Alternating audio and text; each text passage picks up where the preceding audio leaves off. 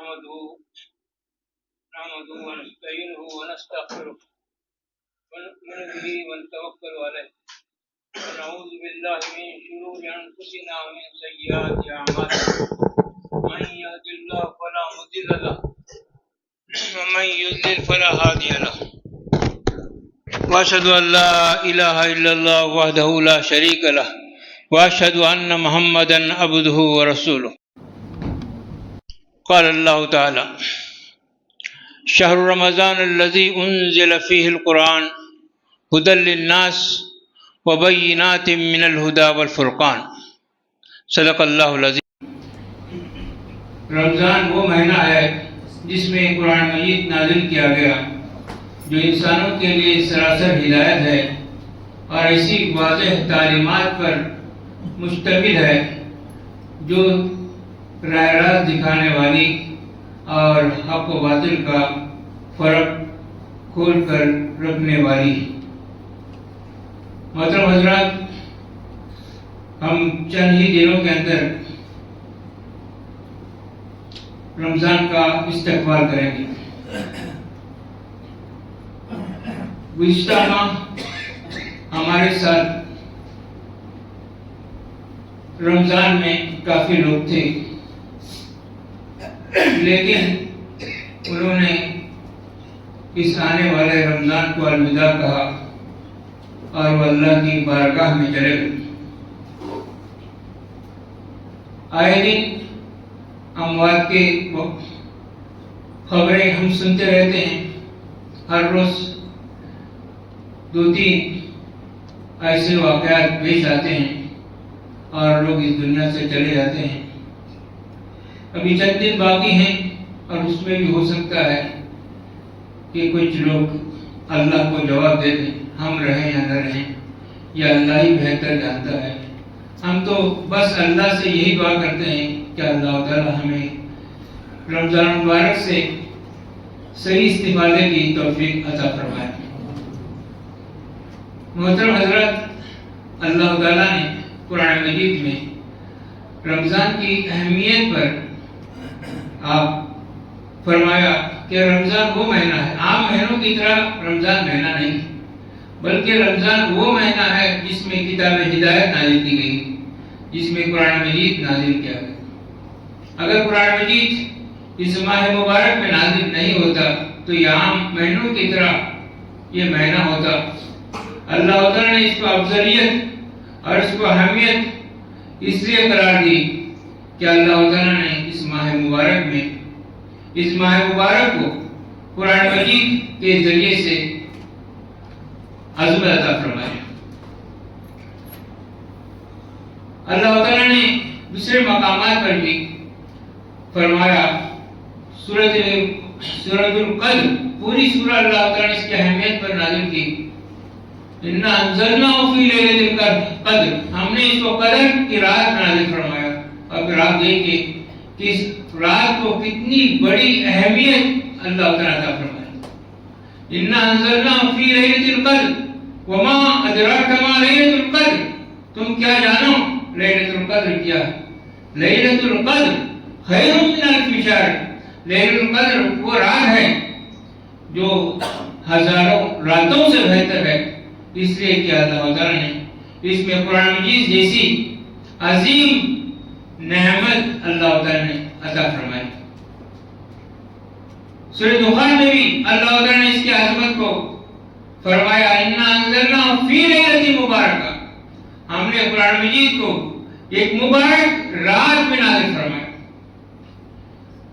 تو اللہ تعالیٰ نے ایک عظیم قرآن ہمارے حوالے کیا ہے جو ساری انسانیت کے لیے رہنمائی کا فریضہ انجام دیتا ہے، لیکن افسوس اس بات کا ہے کہ ہم اس کو پڑھتے تو ہیں لیکن سمجھتے نہیں۔ افسوس اس بات کا ہے یہ قیمتی ہیرا ہمارے پاس موجود ہے جو ساری انسانیت کی ہدایت کے لیے نازل کیا گیا ہے، لیکن اس کو ہم نے اپنی صندوق کے اندر بند کر رکھا ہے۔ ہم اس کو دوسروں کو فائدے کے لیے اس کو پہنچاتے نہیں ہیں۔ یہ ایک امانت ہے جو اللہ تعالیٰ نے پاس رکھی. آپ جانتے ہیں قرآن مجید ایک عظیم معجزہ بھی، ایسا معجزہ جو رہتی دنیا تک کے لیے ہے. قرآن کے بارے میں اللہ تعالیٰ نے چیلنج کے طور پر ارشاد فرمایا کہ اس جیسی کوئی سورہ بنا لاؤ، اس جیسی کوئی آیت بنا لاؤ اور ساری دنیا کے مددگار تم حاصل کر لو، یہاں تک کہ انسانوں کے علاوہ جنات کو بھی اپنی مدد کے لیے شامل کر لو، لیکن تم ایک اس جیسی کوئی آیت ہرگز بنا نہیں سکتے. رمضان المبارک کی فضیلت یہ بھی ہے، جتنی بھی آسمانی کتابیں ہیں، اللہ کے رسول صلی اللہ علیہ وسلم فرمایا جتنی بھی آسمانی کتابیں ہیں، صحف ابراہیم ہے، تورات ہے، زبور ہے، انجیل ہے اور اس کے ساتھ قرآن مجید بھی، یہ ساری آسمانی کتابیں اللہ تعالیٰ نے اس ماہ مبارک میں نازل فرمائی. لیکن قرآن کی خصوصیت یہ ہے کہ اللہ تعالیٰ نے اس کو بیک وقت نازل نہیں فرمایا، جیسا کہ تورات، زبور، انجیل اور صحف ابراہیم ایک بیک وقت نازل ہوئی، لیکن قرآن مجید تھوڑا تھوڑا کر کے مکی اور مدنی دور میں 23 سال کی مدت میں اللہ تعالیٰ نے اس کو نازل فرمایا. تو یہ لوح محفوظ سے جب آپ صلی اللہ علیہ وسلم غار حرا میں موجود تھے اس وقت بیک وقت آپ پر نازل ہوا، لیکن اس کے ساتھ آہستہ آہستہ 23 سال کی مدت میں اللہ تعالیٰ نے اس کو نازل فرمایا. آپ دیکھتے ہیں کہ 14 سال ہوئے، زائد عرصہ ہوا قرآن مجید کو نازل ہوئے. دنیا کے اندر آپ دیکھتے ہیں کہ جتنی بھی زبانیں ہیں، زبانیں بدلتی رہتی ہیں اور پرانی زبانوں کو صرف چند ماہرین جانتے ہیں اور اس کا معنی اور اس کا خلاصہ بیان کرتے ہیں. لیکن قرآن مجید آپ جانتے ہیں جیسے عربی زبان میں اللہ کے رسول صلی اللہ علیہ وسلم کے زبان میں نازل ہوئی، آج لوگوں کو سمجھنے کے لیے کوئی بھی دشواری نہیں ہے. جیسا اللہ کے رسول صلی اللہ علیہ وسلم کے زمانے میں لوگ جیسا سمجھتے تھے آج بھی وہی ساری سمجھتے ہیں. اور اللہ تعالیٰ نے کہا وَلَقَدْ يَسَّرْنَا الْقُرْآنَ لِلذِّكْرِ فَهَلْ مِن مُدَّكِرٍ، ہم نے قرآن کو نصیحت کے لیے آسان بنایا ہے، کیا ہے کوئی نصیحت حاصل کرنے والا؟ یہ قرآن مجید آسان، سب کے لیے آسان ہے، کوئی یہ نہیں کہہ سکتا کہ میں اس کو سمجھ کر نہیں پڑھ سکتا. اللہ تعالیٰ فرماتا ہے افلا یتدبرون القرآن ام علی قلوب اقفالها، یہ لوگ قرآن مجید پر تدبر کیوں نہیں کرتے؟ کیا ان کے دلوں پر تالے پڑ چکے ہیں؟ محترم حضرات، آج ہم دیکھتے ہیں قرآن مجید ایک عجیب معجزہ ہمارے پاس موجود ہے. ہزاروں، لاکھوں، کروڑوں لوگ اس کی اپنے سینے میں اس کو محفوظ کیے ہوئے ہیں. چھوٹے چھوٹے بچے، بچیاں، 7، 8، 9 سال کے بچے ہزاروں، لاکھوں کی تعداد میں آپ کو ملیں گے.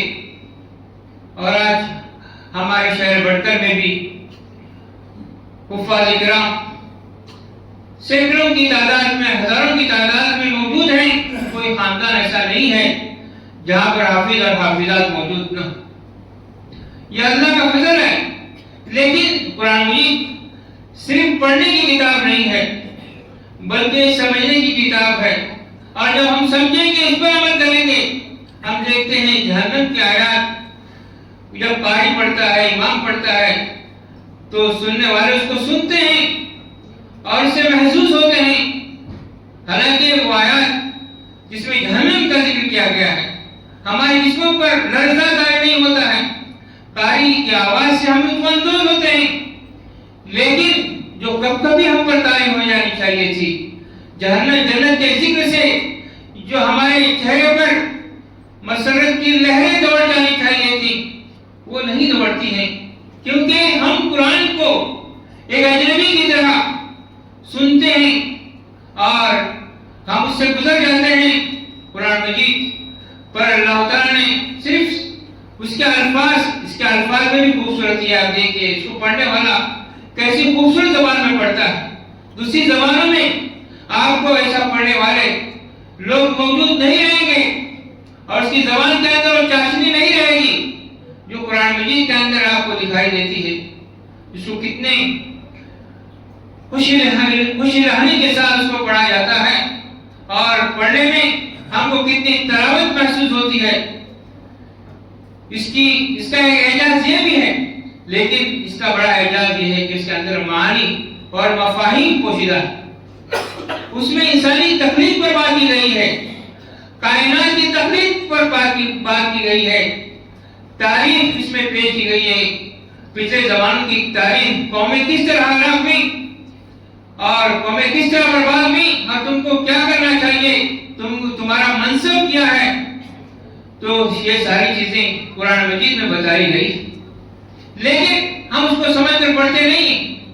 انسانی تخلیق کیسی ہوئی اس میں بتایا گیا ہے، کائنات کس طرح پیدا ہوئی اس کو بتایا گیا ہے، اور تمہیں آخر کہاں جانا ہے اس میں بتایا گیا ہے. قیامت آئے گی اور تمہارا حساب و کتاب ہوگا، تم سب خدا کے حضور کھڑے ہوں گے. یہ ساری چیزیں قرآن مجید ہمیں بتاتا ہے. تو قرآن مجید کو سمجھ کر پڑھنا چاہیے. اس میں انسان کا کردار بتایا گیا ہے، اس میں بتایا گیا ہے کہ زمین کے اندر عدل و انصاف قائم کرنا چاہیے. انسان کی انفرادی اور اجتماعی زندگی کے بارے میں بتایا گیا ہے، گھر اور خاندان اور حکومت سازی کے بارے میں بتایا گیا ہے.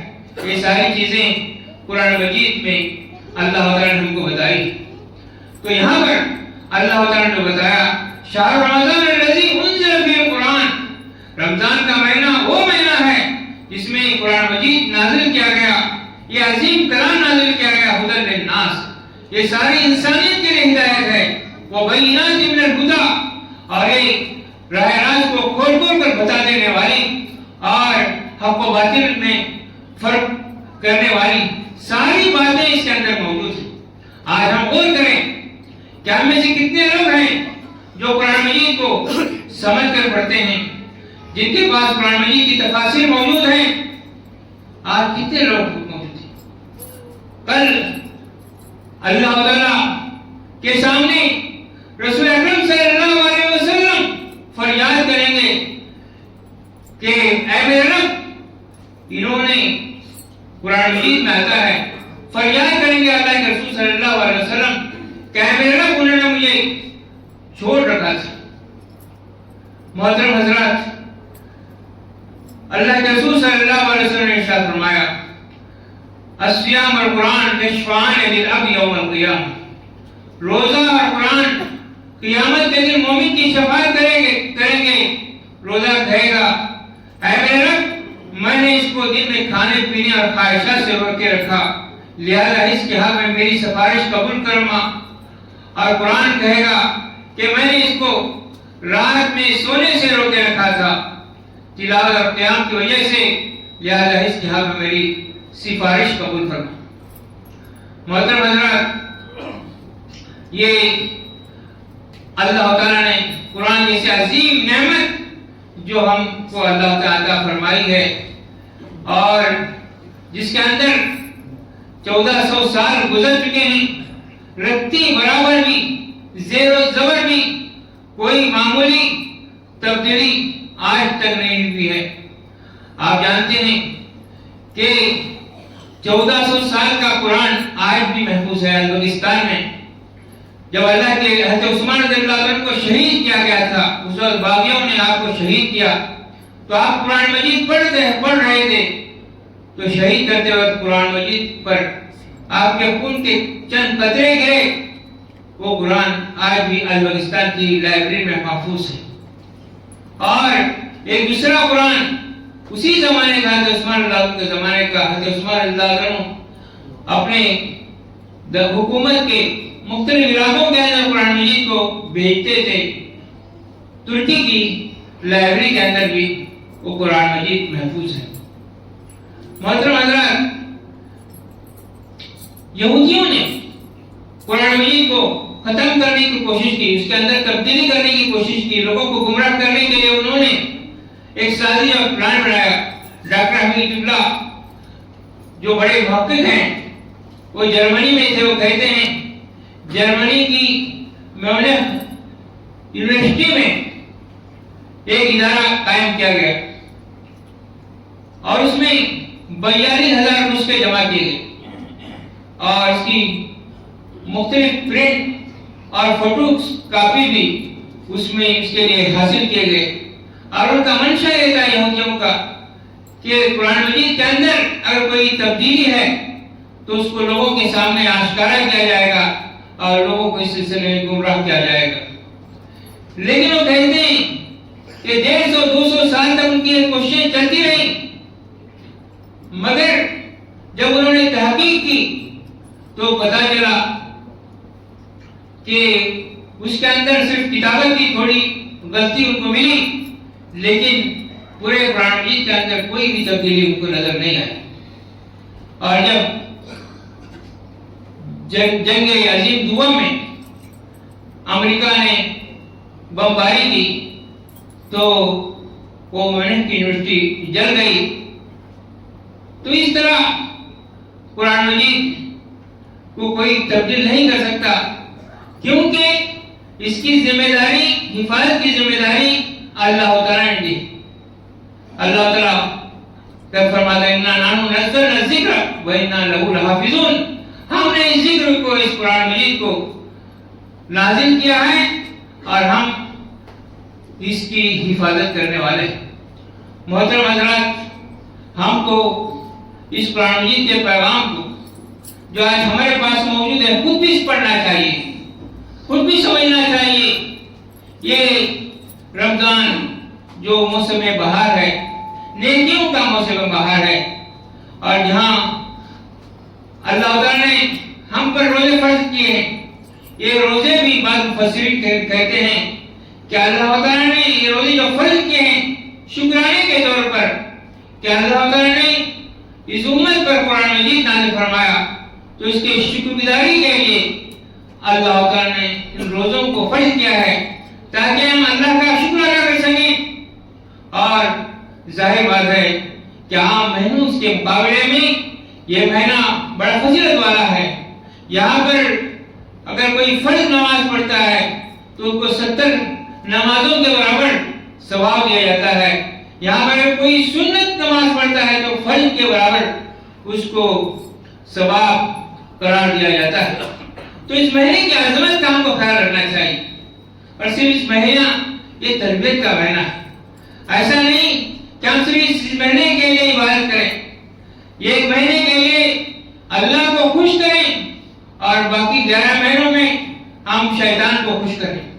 اللہ کو یہ بات ہرگز پسند نہیں ہے، ایک تربیت کا مہینہ ہے اور ہم اپنی تربیت کر رہے ہیں، ہم اپنے لیے تقوی کا سامان پیدا کریں۔ اللہ فرماتا ہے یا ایھا الذین آمنوا کتب علیکم الصیام کما کتب علی الذین من قبلکم لعلکم تتقون، اے جو لوگوں ایمان لائے ہو تم پر روزے فرض قرار دیے گئے ہیں جیسا کہ تم سے پہلے لوگوں پر روزے فرض کیے گئے تھے، اور اس کی منشا یہ ہے لعلکم تتقون، تاکہ تمہارے اندر تقوی پیدا ہو جائے۔ تو ہم اس مہینے کو ہم ماہ تقوی کہہ سکتے ہیں، ماہ قرآن کہہ سکتے ہیں۔ تو ہم اس مہینے میں اللہ کو راضی کرنے کی بھرپور کوشش کریں اور اپنی زندگی کو ایک تبدیل کریں، صرف رمضان کے اندر نہیں بلکہ ہماری پوری زندگی تبدیل ہو اللہ کی رضا کے لیے، اللہ کے خوش کرنے کے لیے۔ ایسا نہیں کہ ایک مہینہ ہم اللہ کی عبادت کریں اور باقی 11 مہینوں میں شیطان کے راستے پر چلیں۔ اللہ سے دعا ہے کہ اللہ تعالیٰ اس مہینے کی ہم کو قدردانی کرنے کی توفیق نصیب فرمائے۔ ونعوذ بالله من شرور أنفسنا ومن سيئات أعمالنا، من يهده الله فلا مضل له ومن يضلله فلا هادي له، ونشهد أن لا إله إلا الله وحده لا شريك له، ونشهد أن سيدنا ونبينا مولانا محمدا عبده ورسوله أرسله بالهدى ودين الحق ليظهره على الدين كله ولو كره المشركون، وصلى الله تعالى على خير خلق سيدنا محمد وعلى آله وصحبه وبارك وسلم تسليما كثيرا كثيرا. أما بعد، أوصيكم وإياي أولا بتقوى الله. يا أيها الذين آمنوا اتقوا الله حق تقاته ولا تموتن إلا وأنتم مسلمون. عباد الله، سيستحل حلال رمضان قاب قوسين أو أدنى. رمضان سيطرق أبوابنا. رمضان طرق هذا الطارق بيوتنا. رمضان ما هو رمضان؟ رمضان شهر الغفران، رمضان شهر القرآن، رمضان شهر الإيمان، رمضان شهر الإتق من النيران، رمضان شهر تفتح فيه أبواب الجنان. رمضان يا له من رمضان، رمضان الذي أنزل فيه القرآن، كما قال تبارك وتعالى: شهر رمضان الذي أنزل فيه القرآن. انظروا إلى هذا الشهر، كل كتب السماوات كلها نزلت في هذا الشهر الفضيل. هذا الشهر الفضيل فضل على الشهور بنزول القرآن. إن هذا القرآن شهر الاحتفال بالقرآن. إن الله تبارك وتعالى أعز هذا الشهر بإنزاله القرآن. إن الله تبارك وتعالى أنزل هذا القرآن في ليلة مباركة. إنا أنزلناه في ليلة مباركة. إن هذا القرآن أنزل كل القرآن في ليلة القدر. إنا أنزلناه في ليلة القدر وما أدراك ما ليلة القدر. ليلة القدر خير من 1000 شهر. انظروا، إن الله تعالى أنزل القرآن كله في هذه الليلة من العرش في بيت العزة، ومن بيت العزة نزل نجما بنجم مقسطا في هذه الدنيا. عباد الله، أين نحن من هذا القرآن؟ ما أحسن ما قال أبو الكلام آزاد رحمه الله: يا من يبحثون عن ليلة القدر، يا من يفتشون ليلة القدر، أين أنتم من ليلة القدر؟ يا ليت أن تجدوا مبتغاكم، يا ليت أن تجدوا مبتغاكم وتلبة أعينكم في كتاب الله. جعلنا كتاب الله وراءنا زهريا، جعلنا أحكام الله تحت أذاننا، دبر أذاننا وتحت أقدامنا. يا ليت أن نبحث عن القرآن، يا ليت أن نجد مبتغانا وطلبة أعيننا في هذا القرآن. انظروا إلى هذا القرآن عباد الله: ولا رطب ولا يابس إلا في كتاب مبين. هذا القرآن يتضمن كل العلوم، كل الفنون. ما أحسن ما قال إمام رازي رحمه الله: لولا نزل هذا القرآن لهرم العالم 306.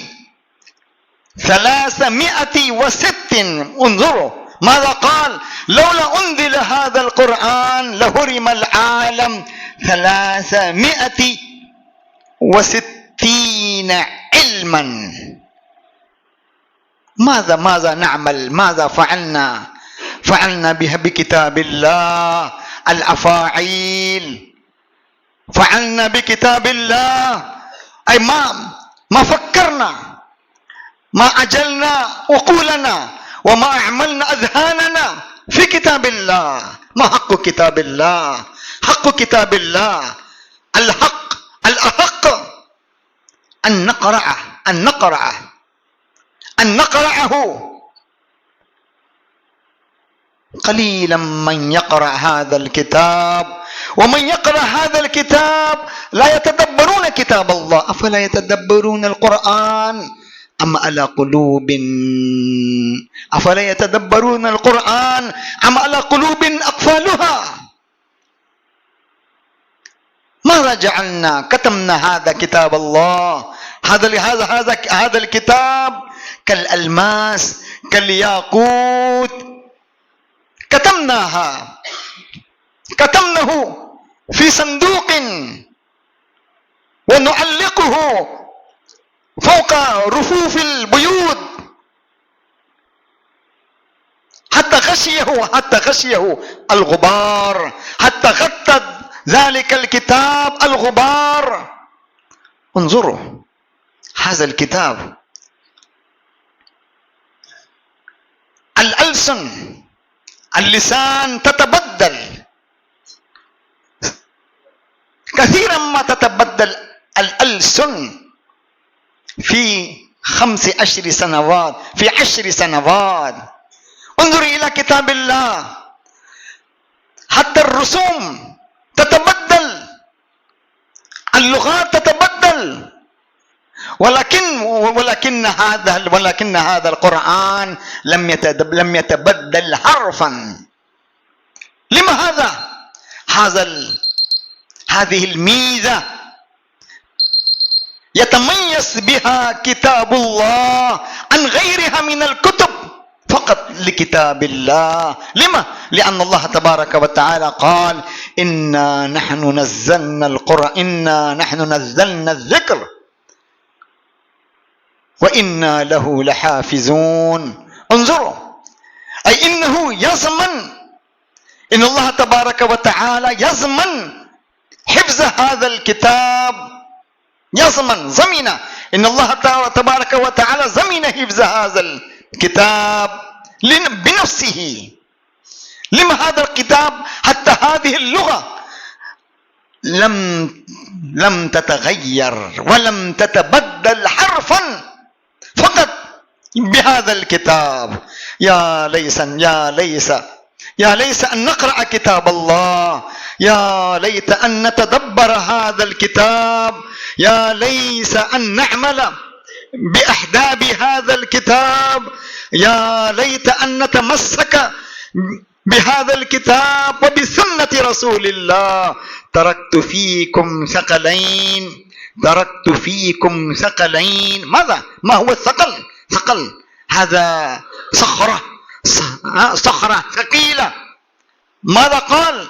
تركت فيكم ثقلين لن تضلوا ما تمسكتم بهما. يا ليت أن نتمسك بكتاب الله، يا ليت أن نتمسك بأحباب السنة، يا ليت أن نعمل بما أمر الله تبارك وتعالى فيه، يا ليت أن نأتمر بأوامر الله، يا ليت أن ننتهي أما نهى الله عنه. يقول تبارك وتعالى: شهر رمضان الذي أنزل فيه القرآن هدى للناس وبينات من الهدى والفرقان. يقول تبارك وتعالى: أم يقولون افتراه قل فأتوا بسورة من مثله وادعوا من استطعتم من دون الله إن كنتم صادقين. كل العالم أعيا أن يأتي بسورة من مثله. كل العالم، الأدباء، النطاسيون والمهرة في اللغة لا يمكن أن يستطيعوا بسورة من مثله. هذا ميزات كتاب الله تبارك وتعالى. بارك الله لي ولكم في الوحيين، ونفعني وإياكم بحدي سيد ثقلين. أقول قولي هذا وأستغفر الله لي ولكم ولسائر المسلمين من كل ذنب فاستغفروه إنه هو الغفور الرحيم.